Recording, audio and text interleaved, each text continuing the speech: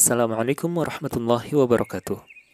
Ini adalah video pertama untuk materi yang kedua, yaitu visi, misi, dan goals pada pembahasan manajemen strategi.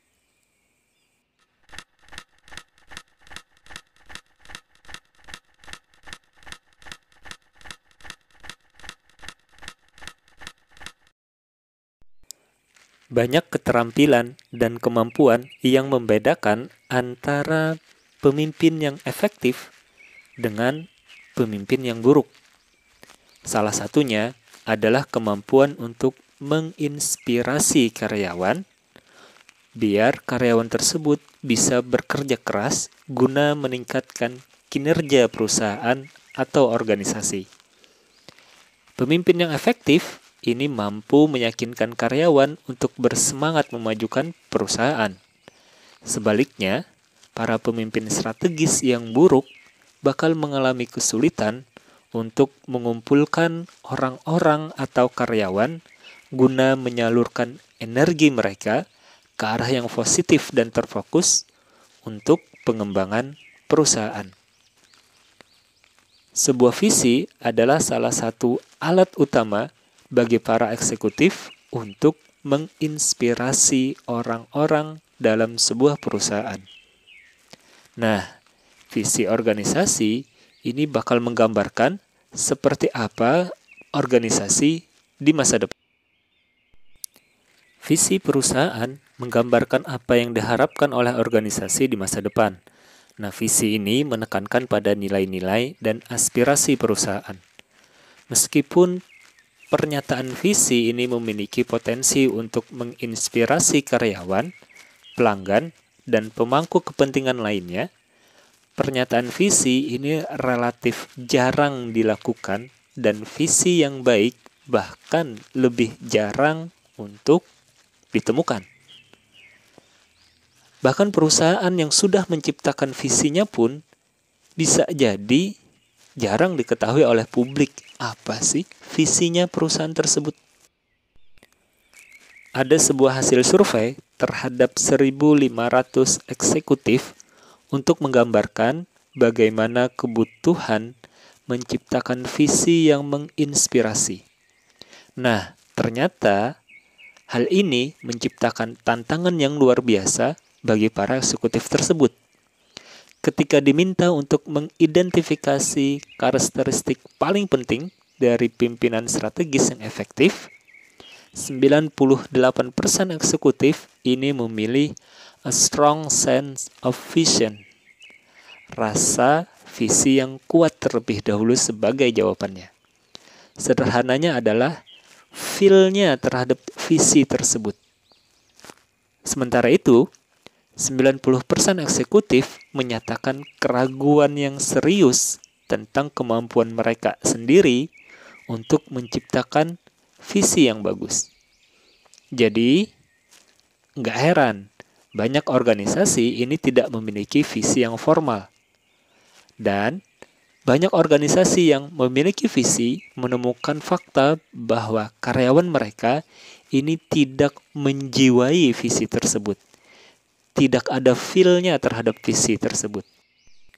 Di sisi lain, hasil survei ini menandakan bahwa ketika sebuah perusahaan memiliki visi yang diformulasikan dengan baik dan dijiwai oleh karyawannya atau karyawannya merasakan feel dari visi tersebut, maka hal ini bakal memberikan organisasi sebuah keunggulan dari para pesaingnya. Pernyataan misi yang ditulis dengan baik secara efektif bakal memberikan identitas organisasi dan memberikan jawaban untuk pertanyaan yang mendasar, yaitu siapa kita. Sementara sebuah visi ini melihat ke masa depan, sebuah misi menangkap elemen-elemen kunci dari masa lalu dan masa kini organisasi. Ringkasnya, misi itu adalah ini loh kita. Sedang visi itu, nanti kita bakal kayak gini loh.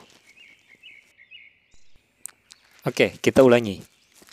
Visi menggambarkan apa yang diinginkan perusahaan atau organisasi di masa depan. Misi perusahaan didasarkan pada masa lalu dan masa kini. Sebuah misi menguraikan alasan keberadaan organisasi dan menjelaskan peran apa yang dimainkannya dalam masyarakat. Pernyataan misi yang ditulis dengan baik menangkap identitas organisasi dan membantu menjawab pertanyaan mendasar, siapa kita? Nah, pernyataan misi ini menjelaskan kepada para pemangku kepentingan utama mengapa mereka harus mendukung organisasi. Berikut adalah contoh-contoh pernyataan visi dan misi yang menggambarkan hubungan antara organisasi dengan kebutuhan pemangku kepentingan utama mereka. Contoh yang pertama adalah Google, to develop a perfect search engine, yaitu untuk mengembangkan mesin pencari yang sempurna. Visi yang kedua adalah dari Avon, to be the company that the best understands and satisfies the product, service, and self-fulfillment need of women globally, yaitu menjadi perusahaan yang paling memahami dan memuaskan kebutuhan produk, layanan, dan pemenuhan diri wanita secara global. Kopi Starbucks misalnya, contoh visinya adalah to inspire and nurture the human spirit, one person, one cup, and one neighborhood at a time. It has always been and will always be about equality. Artinya, visi Starbucks adalah untuk menginspirasi dan memelihara semangat manusia, satu orang, satu cangkir, dan satu lingkungan sekaligus. Akan menjadi selalu dan selalu tentang kesetaraan. Jika perusahaan ingin berkembang, maka perusahaan ini membutuhkan dukungan dari para stakeholders mereka, seperti karyawan, pemilik, pemasok, dan pelanggan.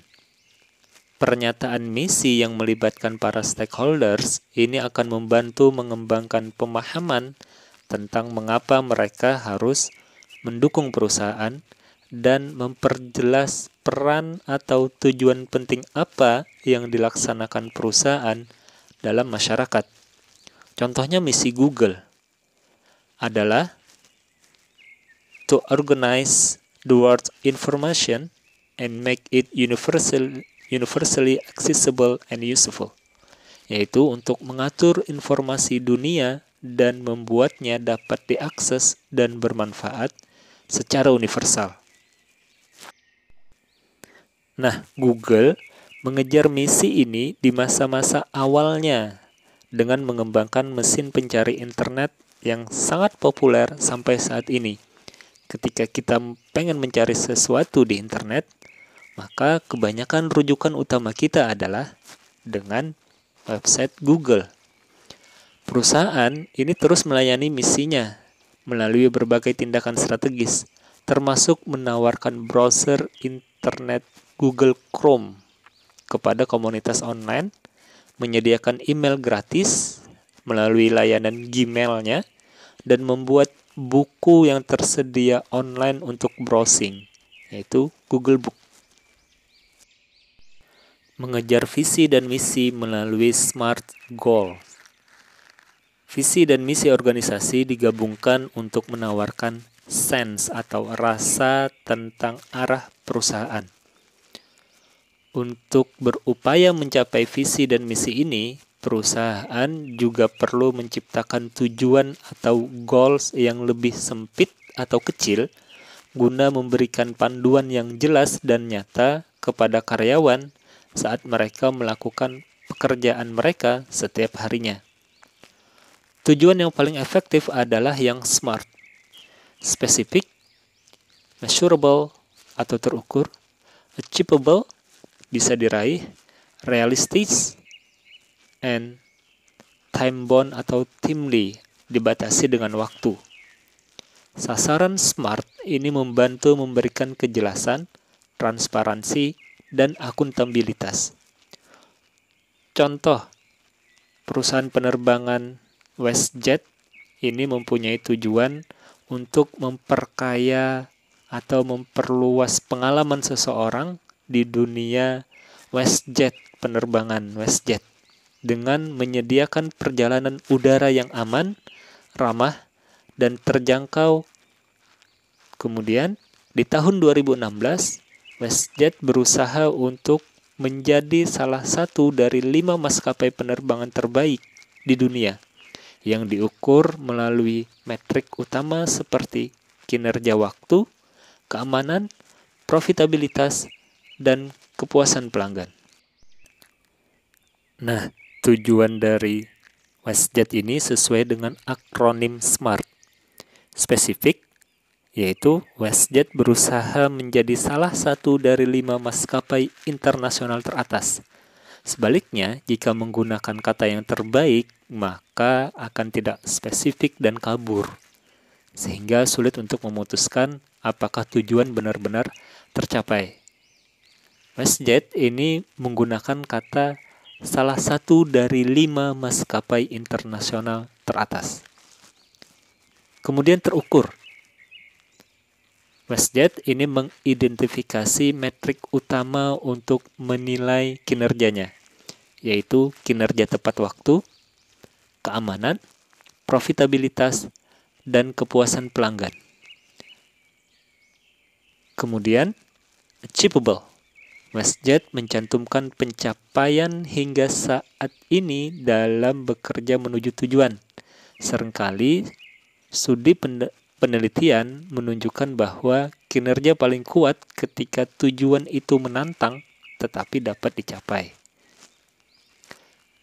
Selanjutnya adalah realistis. WestJet menyatakan dukungan untuk sasaran Asosiasi Transportasi Udara Internasional untuk meningkatkan rata-rata efisiensi bahan bakar. Selanjutnya, ada batas waktu, yaitu pada tahun 2016. Tenggat waktu yang memotivasi karyawannya untuk mencapai tujuan tersebut. Sampai di sini dulu video pertama untuk materi yang kedua. Jika video ini bermanfaat, silahkan like dan share kepada teman-teman kalian. Dan jangan lupa subscribe ya.